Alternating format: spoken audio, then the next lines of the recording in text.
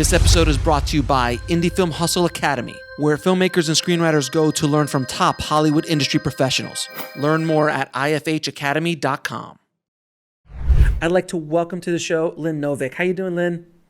Great. Thanks so much for having me. Thank you so much for being on the show. I am a big fan of your work. I've seen many of your documentaries over the years. I have gifted many of your documentaries, especially to my father, who just devoured baseball and other things like that, and jazz. I know you were part of those projects with Ken as well. So, and I'm dying to ask you how the hell you do these things.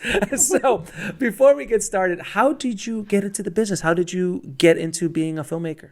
Yeah, sure. Well, first, before I get started, thank you for having me. I'm a little bit self-conscious because I had some dental work and I am missing a tooth. And so anyway, I ask your forgiveness about that, but it's a temporary situation. So there you are. And there it is. And look, in the world that we live in, a missing tooth is very low on the priority list of things that could happen to you. Yeah.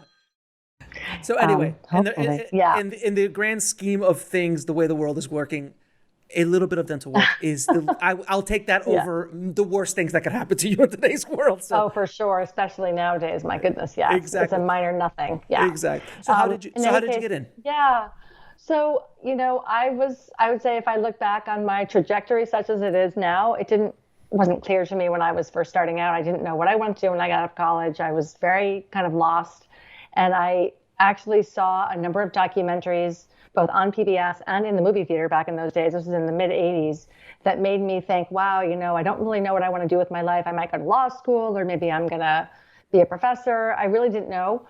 And I just was so transfixed by the power of storytelling, true stories on a big screen based on history and things that really happened. And I love photography and I loved history. And I just thought maybe I could do that. No idea how or what it would involve. And, if a film is well made, you really don't see the effort. It's like the swan going along and you're just gliding on the water, but you don't see the feet doing all this below the surface. So I had no clue what was involved in making a documentary or how challenging it can be or how rewarding, but I just naively thought I'd like to do that.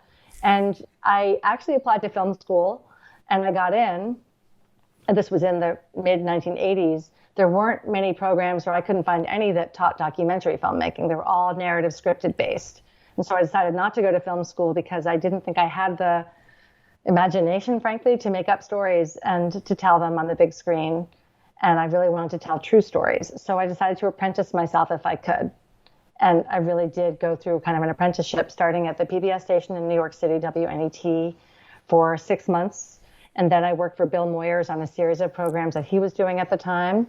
And then I freelanced for a while, and each job I had, I learned a little bit more about the process and different pieces of it that I could sort of master. So archival research, filming interviews, organizing material, writing a script, different aspects of what kind of goes into any particular film. And luckily for me, I did hear that this filmmaker named Ken Burns was working on a film about the Civil War. And I thought, wow, that's my dream job. And I managed to meet someone who knew someone who knew someone who knew Ken, and literally was so lucky that somebody quit as he was finishing with film. And he really needed someone to come in and help finish up the sort of administrative licensing process for all the pictures they used. So I just walked in the door at the right time. I had enough experience to do the job he needed done. And when we finished that, I was looking for another job. I only had a 6-month job when I first came. And he said, oh, wait, don't leave. I'm going to do this series on baseball, and you should stay and produce it. Wow. And that was for me jumping off the high diving board. I had never produced a series. Let alone baseball. I didn't know anything about baseball. So, what is it, like a 38-hour? Something like that. It's obscene. Well, he and I were joking the other day because the original proposal he told me was 5 hours. It turned out to be 18. Yeah, exactly. So, yeah. So when you work with Bill Moyer, did you work on Power of Myth? I did. Oh my God, you worked with so you were there with Joseph Campbell and worked not there, but I wasn't there actually when I came onto the project, and this is a series of interviews with this incredible philosopher Joseph Campbell about the power of myth in different cultures and how we tell the same stories in different cultures, whether the Aztecs or the Greeks or the Norse gods. He found these incredible patterns of kind of the human journey. He had passed away before I came on the project. He was quite elderly when Bill started interviewing him. So they were organizing the material. And my job was to find the visuals. So if he mentioned the Aztec ball game, I had to figure out what are we going to show. Or if he mentioned, Star Wars, Gawain and the Holy Grail, we had to find stained glass that could show sort of, he covered such a wide range of topics. And I was, in those days, sending snail mail letters to the far-flung corners of the earth trying to get images to show. Right. And I'm assuming, how did you get the licensing? Well, I guess the licensing for Star Wars was pretty easy because you could just talk to George.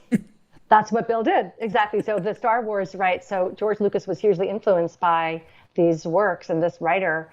And so that is how the project, I believe, got started, that Bill Moyers and George Lucas basically agreed that Bill would do the interviews with Joseph Campbell, and they had them at Skywalker Ranch. And then George Lucas let them use the footage, I believe, for, some nominal fee. So that was the organizing principle. And I have to say, when we were working on it, I did not realize how popular it would be. I thought to myself, what did I know? Who's going to want to listen to some old guy talk about the Aztec ball game and Hercules and whatever? And it was huge. It was huge. It was a wonderful experience to see that people really responded to it. Oh, no, absolutely. And I actually saw years later, Bill did an interview with George Lucas on The Power of Myth on just George Lucas's version of that. I remember watching as well. No, I was a huge fan of that. I mean, I've seen that Power of Myth thing 1,000 times. It's just so awesome. And any filmmaker listening today should absolutely watch that, because also the narrative structure that he talks about is involved sometimes in documentary work as well. Just because that's life. That's what the myth is. Right. It's life, and all our lives have the call to adventure, the refusal. Yes. I don't want to go take that new job in New York. I live in Kansas. I'm scared, but then I go, and the adventures and the tricksters, and that's life. So it is really, really powerful. That's, I think, why it's so popular. I agree. And I was just very naive, and I just didn't appreciate the power of what Joseph Campbell had to say and how it touched that deep nerve in people of trying to find meaning, trying to understand our human condition in the moment we're in, and how it resonates with what happened to people in the past, had these same questions that we have. It was I should go back and watch it again, because I think it also does have some storytelling lessons for, how to put the pieces together so that the story unfolds in the way that people can watch it. So I've always been fascinated, because when you and Ken go down this road to make just ridiculous. 18 hours. They're obscene. They're obscene how long. How long was Jazz? Jazz was like 10 hours, 8 hours. I think it was more like 20, because it was 10 parts. Yeah. Exactly. So you had that going on. So how do you start a project like that? Like, how do you're not just covering, like, Hemingway is a fairly large, we'll talk about your latest project in a minute. Hemingway is a man's life. I know you guys did Mark, I'm not sure if you did, but I know Ken did Mark Twain, and you had Frank Lloyd Wright's poster in the background. So those are specific peoples and lives, and that's pretty extensive. But when you tackle a concept like baseball or jazz, like the obscene amount of knowledge that you have to comb through, how do you start a project like that? Yeah, I find the beginnings of projects probably the most terrifying. Because you don't, at least for me, I usually don't know that much about it. So I have a huge amount to learn. And then to figure out, well, how does this fit into something that could be on television people would want to watch? And, I have to say that one of the critical ways that we go about doing this is in collaboration with other people. So our writer, Jeff Ward, who Ken has worked with for longer than I've worked with Ken, he wrote the Civil War script and several other scripts before that. And he wrote Baseball and Jazz and all the other films Ken and I have made together. So he dives into the deep end of the pool also. We order a lot of books. We start to read them. We start to take notes. Right. We start to make outlines. And then we also figure out who are the smart people who are experts in whatever subject it happens to be. Who are they, and can they help us? So when the history of jazz, it was when Marsalis, we went to see him early in the process and said, will you help us? And he said, yes. And then he said, here's the 10 people you should talk to. Here are the 20 books you should read. And that led to other people. So we built a kind of a team of people who really keep us on the straight and narrow in terms of what's important to include and what we don't have to include, and, how to understand the big picture that we're trying to tell.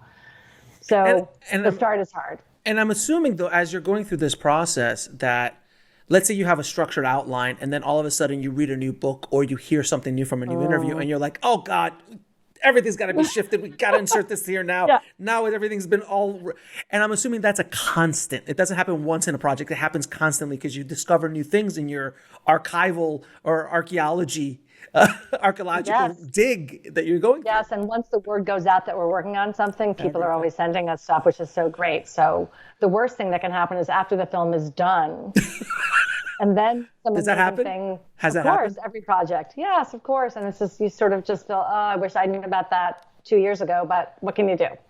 Yeah. So, but we don't try to be the last word. So new material is always coming out about every subject, and someone else can take up the baton and continue telling that story in some other way. And, that's fine. With baseball, one of the challenges was there's so much. There's more to now, but there wasn't a lot of serious academic historical scholarship on the topic. Frankly, there were, history of the Boston Red Sox or biography of Babe Ruth or, something about baseball and the Black Sox scandal. But there wasn't really a big shelf of serious kind of academic historical work. So we really had to find historians who knew American history and happened to be baseball fans. And they could help us kind of get this in the context, because we weren't just doing a sports show. We really wanted it to be about the story of America through the lens of baseball. Right. And like I watched the National Parks one was, because I'm a huge National Parks fan.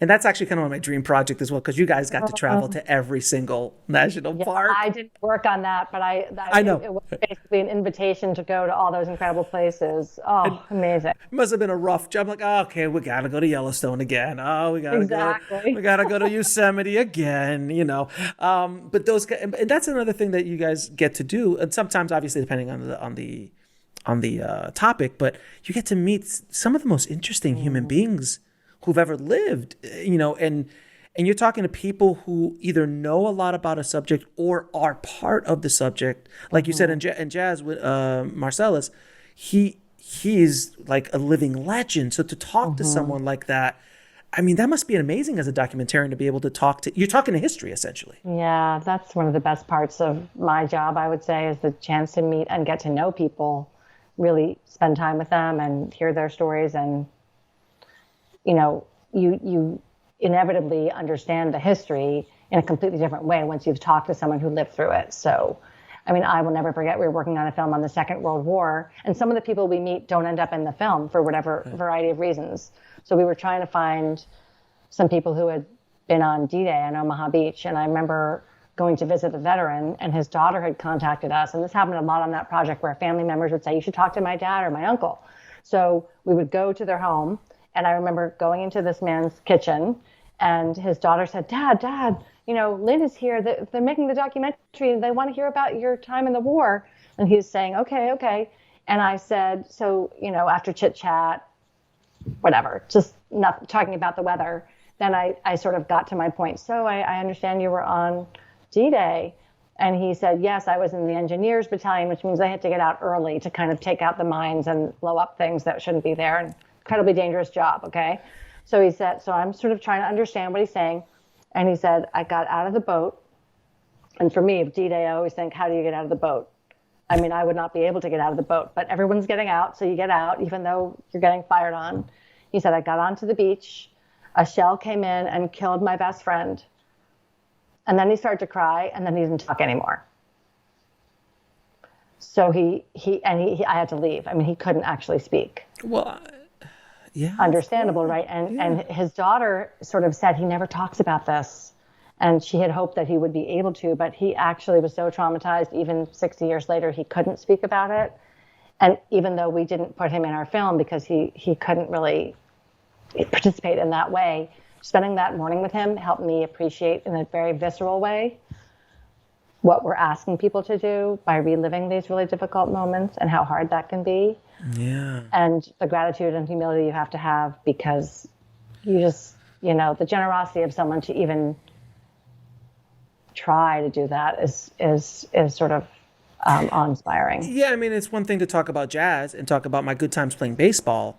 But right. It's another thing about like the Vietnam War you did, the Great War, World War II, and all these other like dark times in American history. That's what I love what you and Ken do, is you really are historians of the American experiment. You know, is there any, it's all American based pretty much, if I'm not mistaken, right? Is there anything world based? Well, the Vietnam War is the first time in work that Ken and I have done together where we really tried to represent a story that was, you know, as Americans were interested in it, but the Vietnamese story was as important to us, right?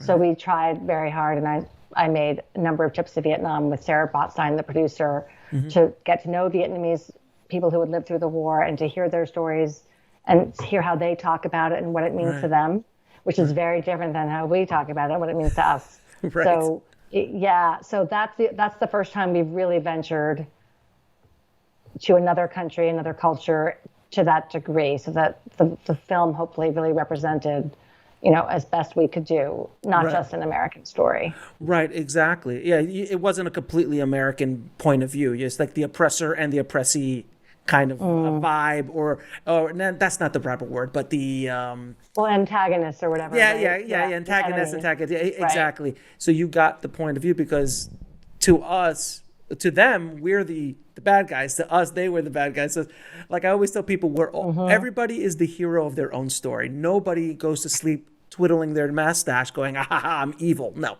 everyone thinks that they're the good guy in their own story, which is... And you're right. And for Americans, the Vietnam War was the first time I think we really had to face as a culture, maybe we're not the good guys. Or maybe we're not always the good guys. Right. And that was a reckoning that we still haven't really sorted out, I would say. No, because after World War II, we're just like, you know, we're Superman, we're, you know, American Pie and baseball, and we've saved the world, and that, and we're still kind of on that high.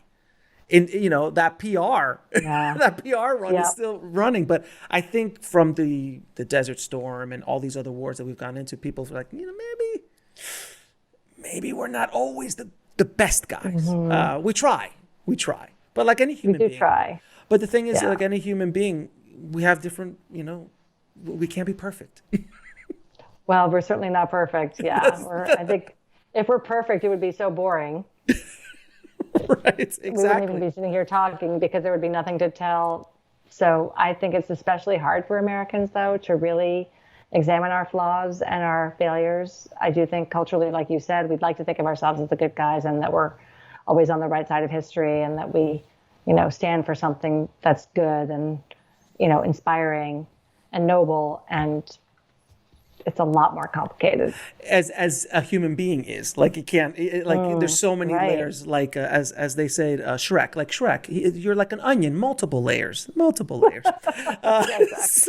Now, the other thing I find fascinating about documentarian work is, and I've worked on documentaries in post, editing them, but nothing like 90-minute, you know, documentary. So I have some very small experience doing that. But the endurance that you need to have as a filmmaker to sit, like some of these projects not only takes years, I mean, some are like, did you do anything that took like a decade, or am I exaggerating? Well, the national parks, I think they really did work on for almost a decade, and that allowed them to visit all those parks and film them at different seasons and accumulate all that material. But in fairness, it's not the only thing that they were working on. Right. So it's not your only project for 10 years, but, you know, you might work on it a part of the time and work on something else that's shorter term, and then come back to it depending on the weather in that case. Yeah, because I'm assuming you guys don't just sit down and just do like, okay, we're just doing jazz for the next 3 years. You've got 4, 5, 6, 8 different little, some like a Hemingway over here, and a jazz over here, and a Vietnam War over here, and a Frank Lloyd Wright over here, and you're kind of like dabbling in a bunch. It kind of keeps you all busy and sane. Yeah. Well, I mean, Ken does work on, I think he says he's working on 8 or 9 projects right now. Right. And they're all at different stages of production. So he can be in an editing room with one project, and, you know, the film is being, let's say they're shooting interviews for another project and developing a script for another project. So using different parts of his brain for different aspects of that.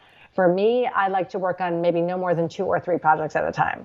My brain can't handle it. So, but that's enough. So, you know, today I'm working on 2 projects, and tomorrow, but like 8 or 10, I don't know how Ken does it, honestly. It's amazing. It's exactly, but even 2 or 3 is like, you know, because as narrative filmmakers, you generally are working on one.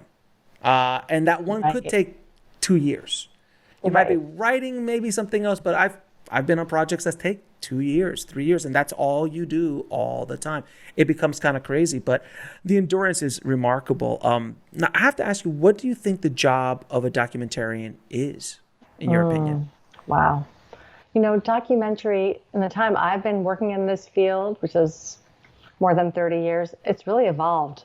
Yeah. And even the genre, such as it is so capacious. There's so many different kinds of documentaries and different approaches and different kind of philosophies. So, it's almost hard to pin it down because different people approach it with different expectations.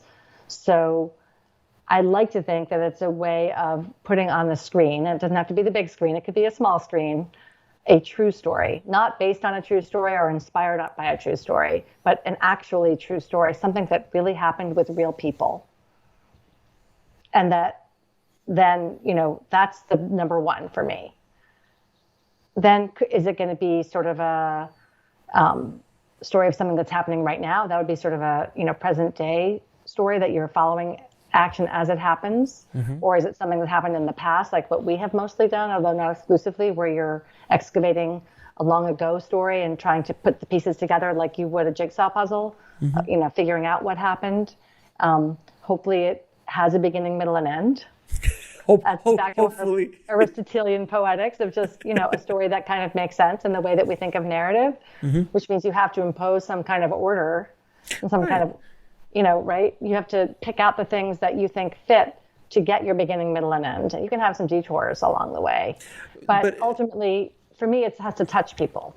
It has to have a human dimension and mean something to the people who watch it so that they are engaged and care about the story, the people, the information that is true, and that you come away with some new perspective or deeper understanding of some aspect of history, the human condition, what it means to be alive, those kind of things. Because a human story, history generally is not so neat as have a middle. It's not constructed in the middle, a beginning, middle, and end. A human life, exactly. I mean, yes, does have a beginning, middle, and end, but it could be very anticlimactic. It could be very wide open. It could be multiple different things. So it's interesting how you are able to put together. You have to put a structure. Mm-hmm. There has to be some sort of narrative story put into history, which is so much more complicated, I feel, than just writing one. I know I've seen in some of your other interviews that you're like, or you just said it here. It's like, I can't do a fresh come up with a story. I'm not that creative. Right. But I'm going to give you more credit than you're giving yourself, is to construct a narrative out of history.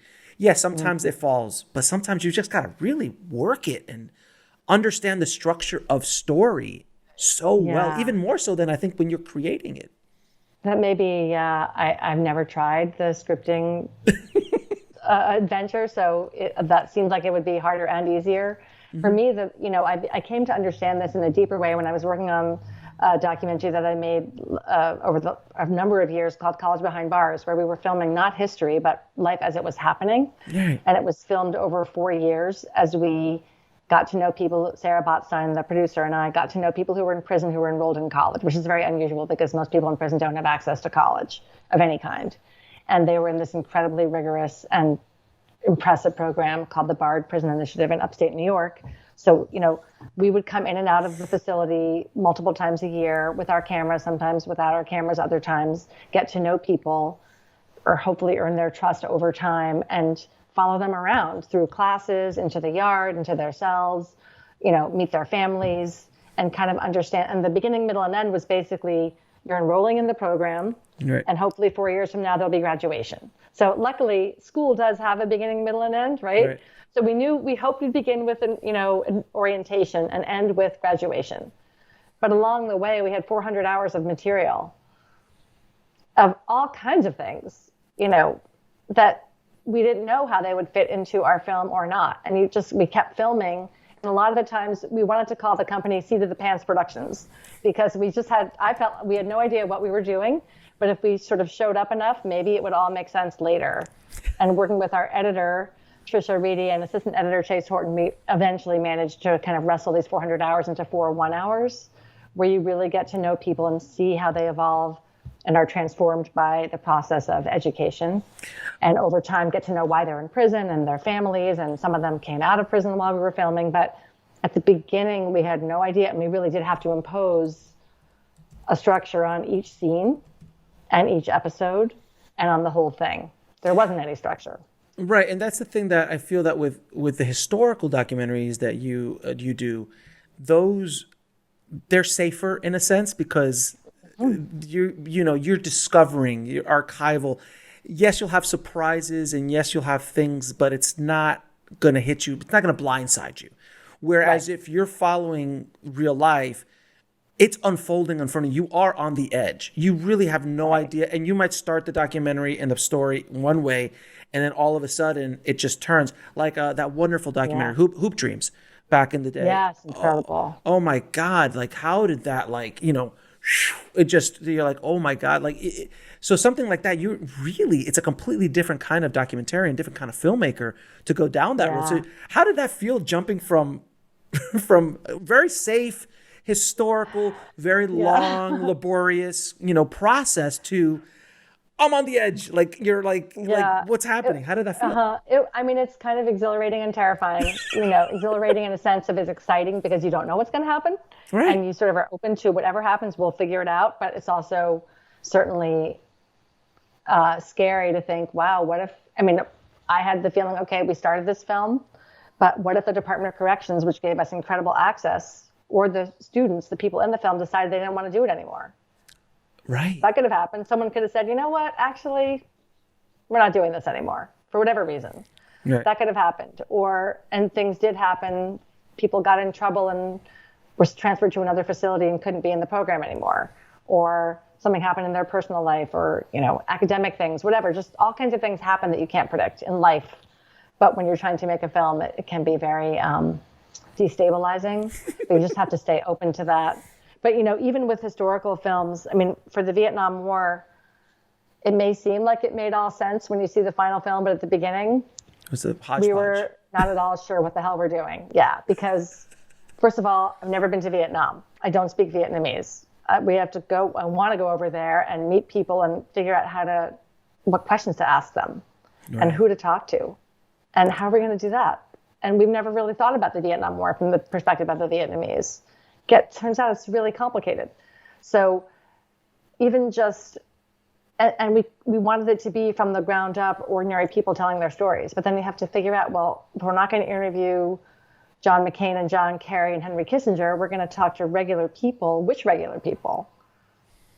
Right. So it was, word of mouth and sort of going out into the world and trying to find people who fit certain criteria that we had of being in the anti-war movement or being on a college campus or being, a soldier who then turned against the war. We had different ideas of things or someone who covered the war, but we didn't really know what that would be. It all makes, if we do our job right at the end, it looks like it all fits in and makes sense, but it really doesn't at the beginning. And even at the middle, we're not too sure. Now, with College Behind Bars, I wanted you to kind of express to the audience what it felt like, because I had the privilege of doing location scouts for a film that I was going to direct at every prison in Florida. Wow. So I went to every prison that would allow us to shoot there if we wanted to shoot a film there. I got access to it, and I had never been in prison. I was a boy from Florida. I'm a good boy. I've never been in prison. So when you walk through those gates and you feel the energy, we were in empty areas. We weren't with anywhere that was inmates. Though we did see some of them were very low security, low security areas. So that you see them walking and stuff. But I never was in a place where there was Oz, as they said, the HBO show Oz or something like that. I wasn't in that. But the feeling of that place, the energy, almost the ghosts, if you will, of that place. Did you feel that? And you were going into a place with live, people and interacting with people. Can you express to people about how that feels and how you put that onto the screen with College Behind Bars? Yeah, thank you for asking. I do. I think it's important for all of us as citizens to try to have some proximity to the problem of criminal justice and incarceration in our society, which is horrendous and appalling. And it's not easy to get access if you're don't have a family member that's caught up in this. It's far away from most of us, and it's behind walls. And so I had never had the experience of being inside a prison until I got invited with Sarah to give a lecture basically in this college program. And that we went through the double gate, and then the other double gate, and then walking through the long hallway, and kind of could see the yard over there, and then down another hallway, and then up a day. I remember every step of this way past an officer into a classroom. It's an oppressive, dehumanizing, really just degrading and oppressive environment. And it's meant to be that way. Nothing there is by accident. It's all by design. It's very purposeful. And especially probably true in Florida, but in New York State, the majority of prisoners are Black and brown. The majority of the officers are white. The dynamics of how control is managed and security is done I found extremely disturbing. I did feel, I found it really, really upsetting and disturbing, to say the least. And yet, I also think it's easy for us, if we have seen Oz or Locked Up or the other kind of Hollywood versions of incarceration, to have a very skewed perception of what it's actually like. And one of the most profound things that one of the students that we've gotten to know really well said is that suicide is a much bigger problem than homicide inside prisons. Mm-hmm. It's about despair and loneliness and isolation and giving up hope, and a place where there is no hope. And people, decompensate in different ways in that environment. And so we have this image of this violence and, awful things happening, but actually a lot of it is really designed to make people isolated and lonely and to not care. Yeah, I'll tell you, one of the officers that was our tour guide, he actually was like, do you want to go in one of the cells? And I went into one of the cells, and they shut the door behind me. Mm-hmm. And that sound, I'll never forget the sound. I'll never forget the sound, because I'm like, I'm cosplaying this right now. This is not real for me. But I can feel it. It is a feeling, and you were like, it was visceral. And I was a young man. I was in my mid-20s at that time. Mm-hmm. And boy, was it powerful. And I agree with you. I think if everybody could just feel that, I think our opinions of that whole system, honestly, needs to be readdressed in a very, very, very big way. I agree. Well, this experience that we had, and we spent a fair amount of time inside people's cells with them. And when you see the film, the people that we got to know are college students. So their cells are full of books. So you're seeing American literature, art history, philosophy, economics, algebra, Mandarin, all the things they're studying. Their cells are full of books, and they're doing serious academic work while in this very inhumane space. So there's kind of like a cognitive dissonance about that, but also it's extraordinarily inspiring to see that even in this dark place, they hold on to, and many of them have talked about this, just a sense of hope that there's something other than this place. And the way to move through it is to make sure you use your time the best you can, and to, open your mind in whatever way you can. Yeah, I would completely lose myself in books. I would completely lose myself into that. I would escape into that, because that just makes the most sense without question. Now, you were talking about 400 hours for this project. 400 hours cut down to 4 hours. Mm-hmm. I mean, I've edited 25 years, so I understand the process. I've never had 400 hours of footage. So how do you I'm assuming it's a team. Yeah. It's not one person. Well, in all honesty, because we're shooting digitally these days, the camera's rolling, especially if we're in a prison where you just, you gotta keep rolling, because you never know. So there's a lot of that 400 hours, probably 50 hours that you don't even ever look at. That is just like you're walking down the hall or whatever, and you're not really, but nonetheless, we filmed interviews, so we transcribe them and we pick out the best, moments from those. We filmed a lot of classes because it's a film about college. So in those, an hour-long class might be 5 minutes. That's really interesting. So we sort of like whittled down from the beginning, what we'd say the highlights, and then we basically put them in a string out. and watch it. And our string out was like 9 hours long. So then it was just, that's not bad though, 400 to 9, Yeah. Right. And in the scope of the projects you do, 9 hours, not bad. Yeah, well, we were planning to make a feature-length doc, though, at the beginning. Exactly. So we had 9 hours to boil down to 90 minutes, and I realized that's not going to be possible well, it would be possible, of course, but we just decided to go back to PBS and say, you know what, this material is so rich.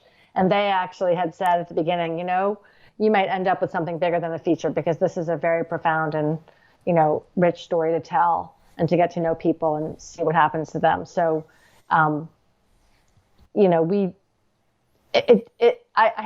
editors do an enormous amount of the time spent looking at the material over and over and getting to know it really, really well and picking out the things they think work best. And then we would react to that and kind of fine tune and hone with them.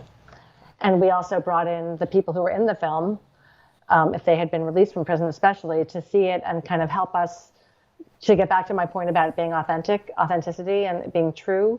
Mm-hmm. They live this, and we've got a version of it that we captured with our cameras. Right. But we didn't want to put something out that didn't feel authentic and true to them. Fair. Because you have the camera on for a little while, you turn it off, or you look over here, but something else happened that you didn't notice, and just there's a lot of subtleties to what gets captured on film or on whatever we capture things on nowadays. It's always gonna. It's like I need a Xerox. Like it's just film. Film is gonna be film. I need to film it or I need to tape it. I'm with you. It's just the way it is. I just heard a newscaster the other day say like, oh yeah, we were taping this. I'm like, they were on. It was on an iPhone. It was on an iPhone. Right. Come on. Yeah, but it's just. It's part of the lexicon. Now, tell me about your new project, Hemingway, which is a fascinating subject. He is such a larger-than-life figure in American history.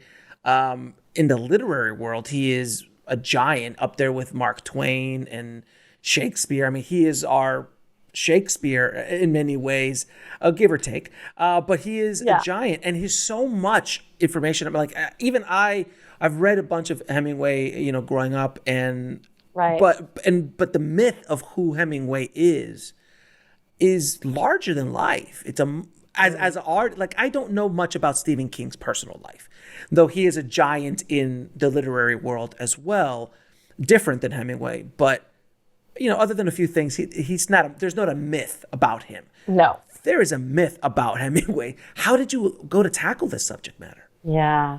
Well, you really hit the nail on the head there, because Hemingway is unusual in the sense that the myth is sometimes bigger than him. And I think many people that we talked to said it kind of gets in the way of actually seeing him. But he's so famous because of this myth. His work is extraordinary, as you said, but it's the myth that people know. And he created that. That didn't just happen to him. He was the reason why there's a myth. He very consciously created this persona and then kind of fed the flames of that throughout his life in very conscious and sort of purposeful ways. Was he branding? Yes, exactly. He was branding himself. He was an influencer before there were influencers. Exactly. He understood all of that in a way that I think a lot of writers don't or wouldn't want to. More than like a movie star or a rock star. He had a sense of his brand from a young age. It's fascinating, really. And that's the story in and of itself. Yeah, before there was ever a concept of a brand, like a human being being a brand. Like, Marilyn Monroe became a brand, but Marilyn did not know about it when, those big movie stars of the day did not think about that. But you're right. When you say rock star or movie star, he essentially is the rock star or movie star of the literary world. Yeah, I agree. And that's not necessarily the best thing for a writer, just to say. He's not playing arenas, and he didn't like to be on the big screen, right? So he's writing in his room on his typewriter. But what he was famous for was kind of these escapades, hunting and fishing. And I can't tell you how many pictures there are of him posed with the enormous fish he caught or the animal that he shot, or in kind of like pretending to be boxing. All these really macho, sort of what we would now call hyper-masculine poses. And even in his own lifetime, it got a little tired. and there was criticism of it, Even then, he was at the extreme of this masculine persona, and he also kind of knew that, but I think he was trapped by it at a certain point. And it's true, he did enjoy the things that he was famous for doing, but having to perform the role of being Hemingway must have been exhausting. Very tiring. Yeah, exhausting. Exactly. Exhausting. Yeah, because once you build a myth like that, you've got to live up to it. Right. And it's a beast that you can't control. And that's the thing about brands and about your legend or your myth that you create. It goes off, and you can't, if you build it to a point, it becomes its own monster. And I think the myth is the monster that ate Hemingway. Unfortunately, at the end, it was too much for him. Yeah, I mean, it's a tragic story. Back to our hero's journey from Joseph Campbell. There's hubris, and there's just tragedy that happens to him, and some things he's responsible for, and some things he isn't. There's a family history of mental illness, and so, you're born with that. That's something you can't control. And at the time when he was alive, certainly true now, but even more so then, there's such stigma around mental illness, depression, anxiety. No one talked about that. They would say somebody went for a rest cure, or they're just taking a break or something. You would rather, I don't know, the shame of going to a mental hospital, he didn't want that. And he was suffering from very serious psychotic depression, among other things, at the time that he should have gone to a mental hospital. Did he write any of his works while really going through some episodes? Yes, I'm not sure I can line up everything chronologically exactly, sure. But he also suffered from alcoholism, chronic alcoholism, which would affect your power to mythical alcoholism. Yes, he glorified drinking, right? So, but then he, that got the better of him.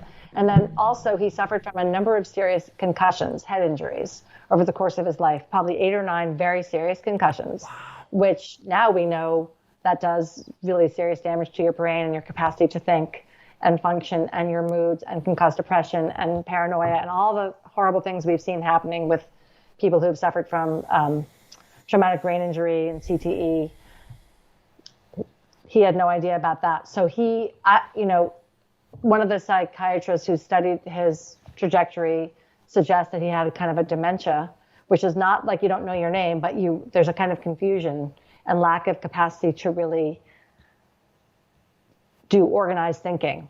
And he really struggled with writing the last 10 years of his life. He had a lot of projects. He couldn't finish any of them. He couldn't figure out how to edit himself. He was just sort of overwhelmed with a lot of ideas, but nothing really gelling. And he did manage to write The Old Man and the Sea in the middle of all of that by some miracle. He had a few months of clarity, but before and after that, he was really a mess. It's fascinating. What was the one thing that you discovered about Hemingway that you did not know when you started this project that surprised you? Well, a lot of things surprised me because I was not an expert when we started the project. So it's hard to say the one thing, but one of the more fascinating themes that emerged in the course of making the film was, and I kind of vaguely had heard this, but I don't think I really understood it, that for this hyper masculine guy who played the part of the man who was the man's man, right? Who was always strong and tough and didn't betray weakness and, was courageous and morally right and all these things that he, held at such high esteem. He was vulnerable. He was anxious. He was empathetic. He was concerned about how male behavior affected women. So he writes about that really beautifully in ways that I didn't fully understand.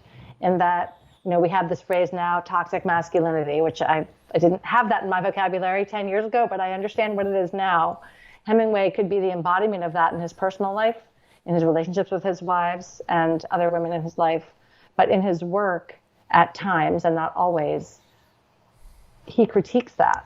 So he writes a story called Hills Like White Elephants, where it's a man and woman at a train station. This is written in the 1920s, so it was quite, you know, I don't know, risky thing for him to do, but it was unusual in that it was about an abortion. The man wants the woman to have an abortion. Wow. She doesn't want to. They never say the word abortion. He just keeps saying to her, it's just a simple operation. They just let the air in and then you'll be fine. We'll be just like we were before.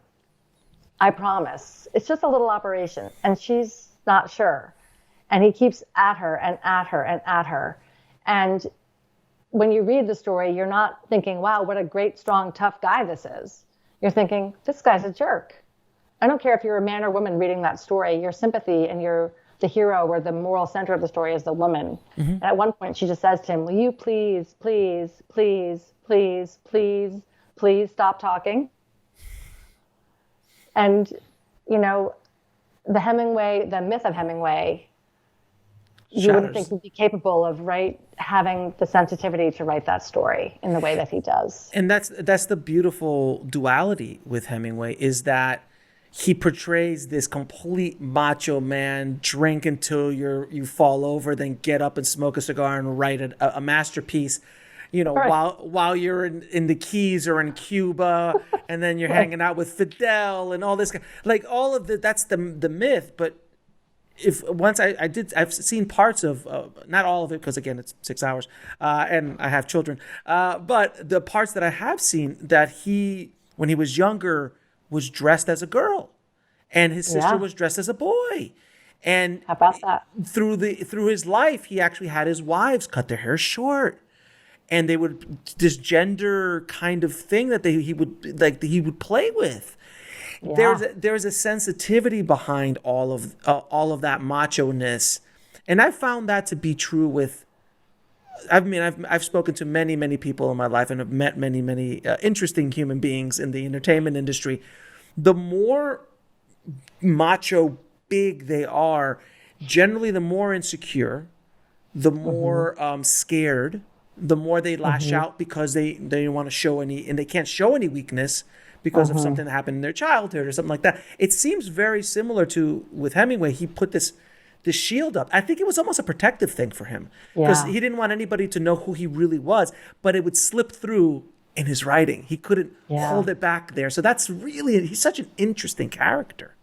I agree completely. And you know, that what you just described is something I was sort of focused when we started the project on, this kind of obnoxious myth and some beautiful writing that I loved. And I didn't understand the complexities of what you just described until I've gone all the way through the whole life. And, you know, late in his life, he started to write more explicitly about his interest in gender fluidity and in gender role playing and in a kind of vulnerability in his intimate life. He never published that during his lifetime, but his family has allowed some of this material to be published, especially in a novel called The Garden of Eden, which is not my favorite in terms of Hemingway, great work, but in terms of understanding Hemingway, the man, it's really fascinating. You see a man, his wife is sort of transitioning to male, I would say, in the story, and they bring in another woman into the relationship, so there's a polyamory component to this. The husband becomes kind of the female in bed with the wife who's becoming more of the husband, and then this other woman. And I mean, it's very interesting and relatable to us today in a way that in his lifetime, I think, you know, he couldn't publish it. Let's put it that way. He didn't feel he could. Right. I mean, it'd be interesting to see how, I mean, because, and there's that whole concept now, cancel culture. And, you know, like, you know, oh, you can't say that, you can't do this, you can't do that. There's a lot of stuff in Hemingway that is arguably like, when's that shoe going to drop? Any second now. When is someone going to go, oh, we got to pull out these books? I mean, Hemingway's like, what do you think? I don't want to talk about cancel culture in general, but specifically with Hemingway, why do you think that he kind of transcends that? Because there's stuff in, look, if they're knocking out, you know, the Swedish Chef and Dr.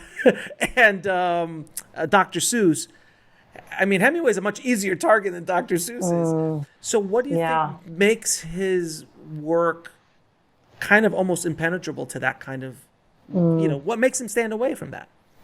Yeah, you know, we'll see how it all plays out. We're still early. Right. And I'm glad we're having a conversation as a society about, reevaluating these icons of the past and looking at them honestly for who they really were and what they really said and what they say about us, good and bad. And I think that's healthy. And I'm not big on the pantheon where you can only have so many people up on Mount Rushmore, or, it can only be 4 writers and you have to pick. I think we have room for a lot of people to be read and discussed and whose voices matter. And it certainly shouldn't just be Hemingway by any means. But taking him out of the equation is a mistake too, because he helps us understand some of the problems and challenges in his limitations as well as his strengths. He uses incredibly offensive words, hurtful words. There's anti-Semitism in his work that I personally find deeply offensive. Mm-hmm. But it doesn't mean that I don't want to read The Sun Also Rises. It means that when I do read The Sun Also Rises, I'm going to be thinking about anti-Semitism in our culture. And why did it exist? Does it still exist? What does it say about the people who read this book then and loved it? It's in other words, it's part of our history that we have to face, like it or not. And there's also potentially a critique of those things in there too, if you want to look at it that way. I mean, look at Mark Twain. I mean, you read Huck Finn. I mean, he's saying some stuff that's probably not the most PC stuff in the world nowadays to listen. But I always find it, especially in history, and you're much more of a historian than I am, but from my limited perspective is in history, it is a product of its time and has to be looked through that lens. If it's being brought into today's world, there's a conversation to go, you know what they said there isn't appropriate from our point of view there. Just like, and I promise you and everyone listening, in 100 years, they're going to be looking at stuff that we're doing and going, the social media thing, not really the best idea. Polluting the entire planet and killing ourselves off, not denying the global warming, not the smartest thing. So we're going to be judged as well. So I think we should be, right? Yeah, absolutely. And look, I mean, it's just because you brought him up. Shakespeare, there's racism, there's anti-Semitism, there's misogyny. Big time. And we don't just say, well, we're not going to read Shakespeare or we aren't going to ignore those things. We're going to have that conversation, It's a teaching tool. I feel it's a teaching tool more than anything. And like with my daughters, as I'm watching things sometimes now, things that I grew up with. I mean, I'm like, stuff I saw on TV, some episodes of Tom and Jerry, some Looney Tunes episodes, which are straight up just racist, completely racist. And we didn't think twice about it. And then my daughters will watch something and they'll point out, what is that? And then there's a conversation to be had about it. It's a teaching tool at this point in the game. But you can't sanitize it because when, let's say, a child is sanitized from all of that, and when they hit that, imagine getting hit with racism for the first time at 30.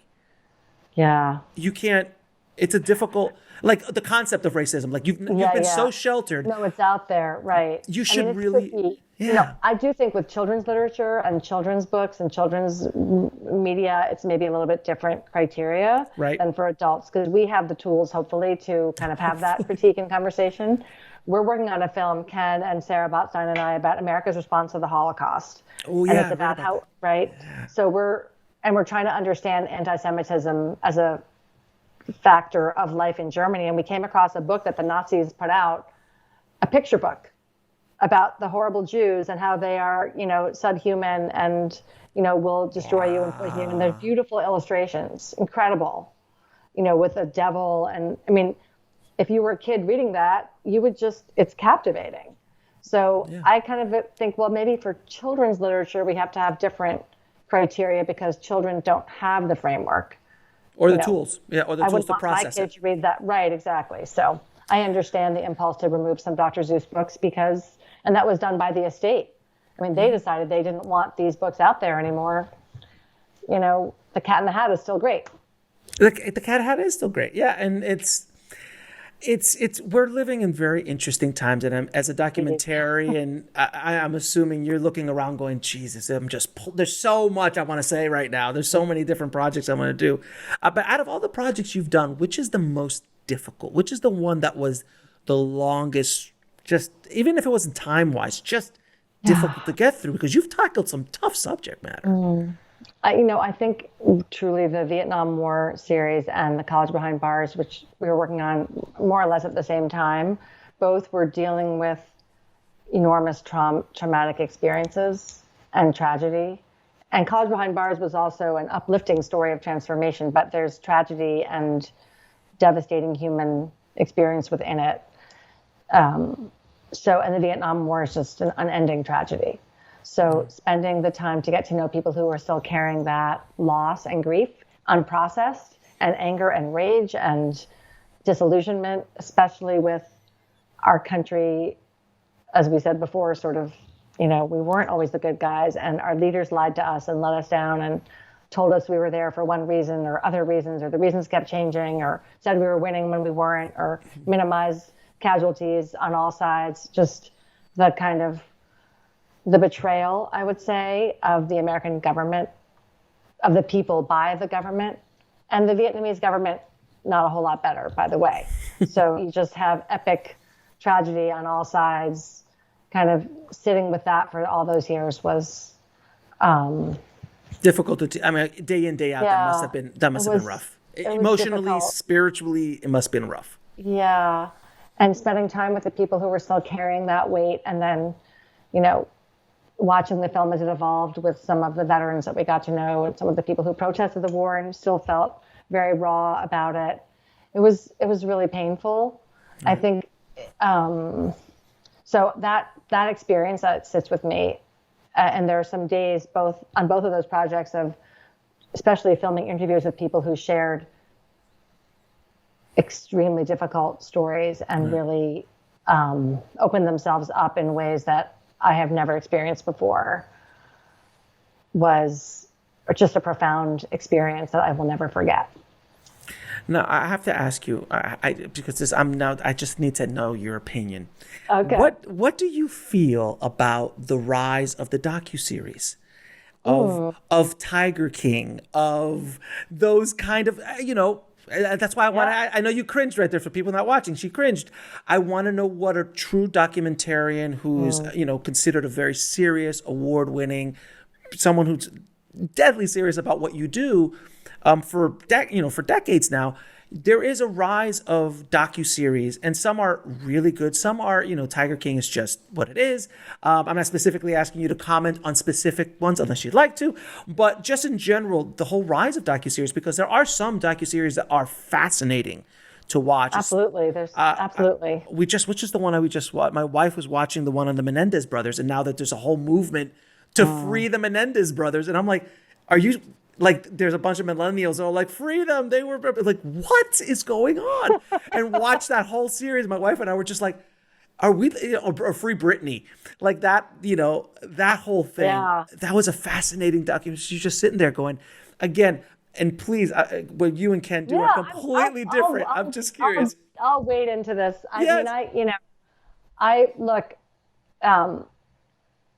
Sometimes I feel there's a very fine line between telling someone's story and exploiting them and sensationalizing them and actually using them. Right. And sort of having it's really a reality TV kind of ethos in the documentary space, clothing or whatever. Yeah, right. Yeah. Cloak. And so the people are kind of performing, outsized version of themselves like Hemingway did. Right. But, they're not, but they're on necessarily, camera. But they're on camera. camera. They're on camera. So, but, how much are they able to really have agency in that? Maybe a lot. It gets very complicated, I think, in terms of what is a documentary and what is kind of a performance. Now, everybody, when there's a camera on them, including me right now, we all perform to some degree.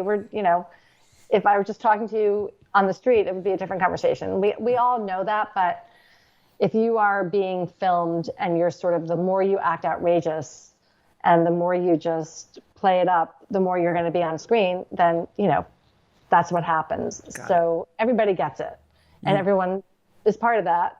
So anyway, I think some of the series are in that mode, right? In Tiger King, I would say I didn't watch the whole thing. I heard it was great. It was the beginning of the pandemic. Everyone was watching. Entertaining as heck. I thought, great, totally entertaining. But after a while, I just thought, where's this all going? I don't know if I really care in the end.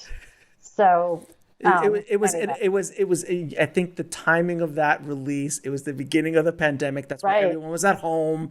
Exactly. Everybody was like, what is this? I saw it come across my screen. I was like, what is, I saw my wife was like, why are you watching this? And I'm like, because it's the pandemic and there's nothing, I got to watch this. And you can't turn away. Can't, but it was a train wreck. It was a train wreck and you were watching a train wreck, and that is very reality show style stuff. Right. Whereas in, Oscar-winning documentaries like Searching for Sugar Man or The Wire, is it The Wire or The Wire is actually not a documentary, but it's no. great TV. Great TV. No, the one about the guy who won the Oscar. Man on a Wire. You watch those kind of stories, and you're just like, oh my God, that's like amazing storytelling. I agree. I think a docu-series is wonderful because it's like reading a novel or having an extended podcast where you really dive in and get to know people and a story from multiple perspectives and over time. So if you listen to Serial for 8 hours, you get really sucked into who are these people, and there's different ways to think about this. And, if it's artfully done, it's totally captivating. And I'm really thrilled that there's a huge audience for this kind of storytelling and these kind of stories to be told. When it gets into the sort of sensational, almost exploitative realm, I get uncomfortable. So like Making a Murderer, I thought was fascinating. Right. That was landmark docu-series. Mm-hmm. I'm not sure in the end that they fully gave you all the information you needed. They sort of shielded certain parts of the story from the audience. So I think that was problematic. I loved OJ Made in America. I thought that was one of the greatest. Amazing. Sheer brilliance. Yeah. Absolutely amazing.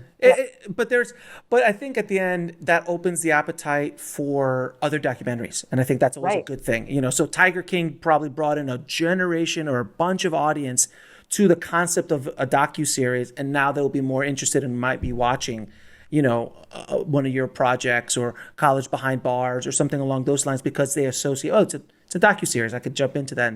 And just, I think it helps everybody. It does help everyone. Even though some of it might be more exploitive, it does open up, hopefully, the audience to other great documentaries. I agree. And to get back to what you said at the beginning, it's about real people, So there's something absolutely fascinating about this. Is not an actor. This is an actual person doing their thing, whatever it is. This is not somebody wearing a costume. Right, or a superhero's outfit, or a giant lizard fighting a robot. Or a giant lizard fighting a robot. But it's absolutely fascinating for us as human beings to be eavesdrop on somebody else's life. What's that voyeuristic thing that, why voyeurism is such a powerful thing. Mm-hmm. I mean, Hitchcock knew that extremely well. For your window, I was just thinking, yes, exactly. It was extremely well. And we're all fascinated, like, what's going on behind that closed door over there? What's going on? And that's what documentaries do. They peek you through the door. Like in Hemingway, you're seeing things that were not made public, and you're seeing things behind the scenes that are really, almost voyeuristic in a way. I had one other question for you in regards to, because the kind of documentary you are is you tell the story, you tell the truth, you put it all out there. But there are documentarians and filmmakers who put themselves in the story. They're the guide, they're the narrator, the Super Size Me, the Michael Moores very famously, who put themselves in the documentary. What do you feel about those kind of stories and that kind of, I mean, just not specifically those filmmakers, but just, it's a different kind of documentary. Yeah, it's wonderful. I mean, I think in a way it's very honest, because then you know who's telling you this story. Right. Here's the guy or the woman whose story this is. There's no kind of objective, anonymous, invisible force of story, God, whatever. It's here's the person who, Michael Moore is going to walk you around and tell you what it is. And I think if it works, it can be really powerful. I actually admire filmmakers for being brave enough to put themselves in and, be in front of the camera. I hate to do that. My partner is a psychiatrist. His name is Ken Rosenberg, and he's also a documentary filmmaker. And when I first met him, which was 5 years ago, he said, I'm working on a film, and it's about serious mental illness in America. And he filmed at the LA, the emergency room in LA for over a number of years, and people who were in psychotic states, and then followed them over time. Wow. And as he was working on the film, he realized he needed to put himself in it, which is why. So he ended up basically narrating it and being on camera, talking about his own story of his sister's descent into schizophrenia and how she died and how he'd been carrying this burden as a doctor who couldn't help his own sister and how many families suffered. So, and he very consciously chose to use himself and his story to kind of ground the film. And so then well, who's telling me this story and why should I care? And it was, he didn't start out wanting to do that, but it was a really powerful device. It was also helpful for him to exercise his own demons and tell the story. The film is called Bedlam. And he got a DuPont last year. I'm very proud of him. That's awesome. But it's So, but it was a really good example of the power of the on-camera filmmaker being inside the story and helping you guide you through it, and also being really transparent about why this story is even being told in the first place. So it can really work well. Yeah, it's a way to connect the audience to the subject matter sometimes, because some things like jazz or baseball, you don't need someone walking you through it. It's not. It'd be weird. Yeah. It'd be weird. Like, hey, hi, how you doing? I'm Alex, and we're gonna. Back in the day, like that's just like it seems very kind of kitschy, and it doesn't really like something you would see on Sunday at like 3:00 on like your not even local public access. It would just be like it's just a weird thing. But certain topics like Super Size Me was all about him going through the process. He's the subject of it, which was I mean he literally changed McDonald's. I know. It was remarkable, that whole world. And I have a couple questions I ask all my guests. What advice would you give a documentarian wanting to break into the film business and into the business of making documentaries today? I'm of two minds. Let's explore both minds. Okay.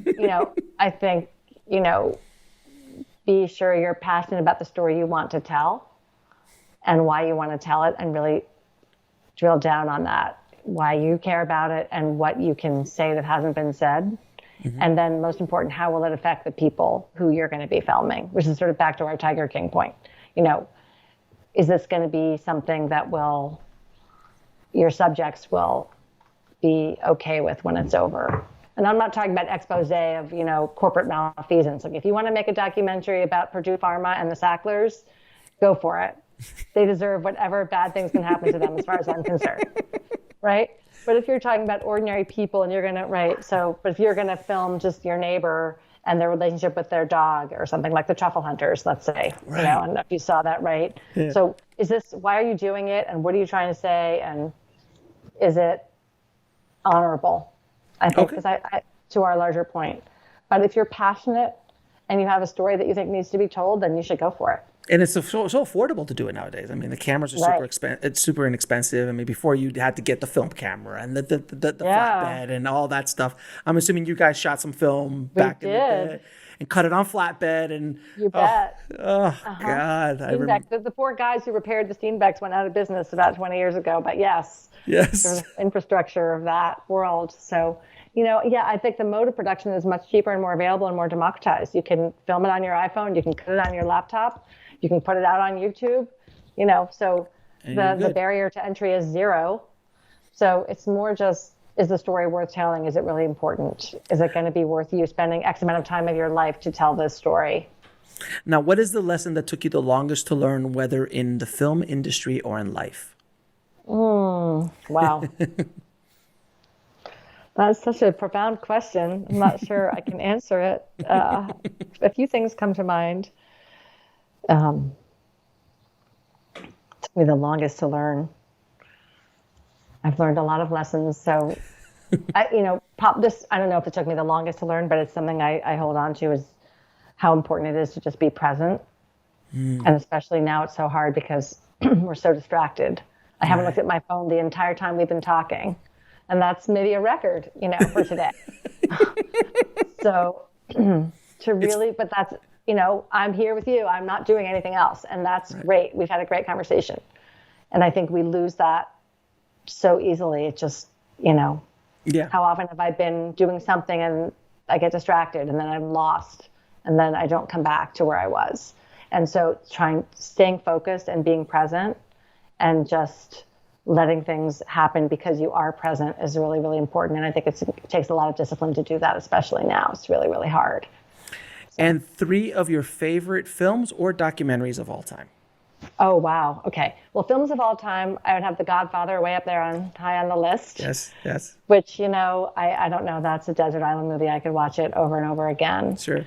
So there's a few others. There's documentaries. There's so many. I don't know. That's really hard to say. Wish I was prepared for that. I had a list. What comes to the top of your head at the moment?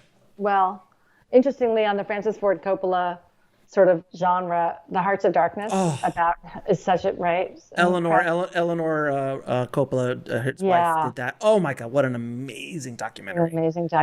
It's about the making of Apocalypse Now. For anyone who doesn't know, and Apocalypse Now is kind of a flawed film, but has moments of brilliance in it. And her telling of how challenging that was. I wasn't a filmmaker when I saw it, but it really stuck with me. Eyes on the Prize, which was a series on PBS in the 80s about the civil rights movement, had a huge, profound impression on me because it was the first time I'd seen that kind of storytelling of just regular people who were witnesses and participants in history telling their stories, such an important historic experiences of our country that I had read about in books, but I did not understand. And seeing Eyes on the Prize brought that epic time in our history vividly to life in just indelible ways. So that's way up there on the list for me. Well, Lynn, it has been an absolute pleasure talking to you, all things documentary. And I tell everybody out there to please go watch Hemingway and all of your films, honestly. I mean, if you've got like a year or two to put away, because it's going to take you a minute to watch it all. That's true. How many hours have you, I read somewhere like 80 hours or something like that? If you've Something produced? Like that, but it's been 30 years. Right. So, I mean, it's not like you just did that last week. I mean, it is what it is. But thank you so much for doing what you do and fighting the good fight as a documentarian and telling the truth out there and helping get a little bit better clarity on your subject matter. So thank you so much. I appreciate it. Thank you, Alex. It was a great conversation.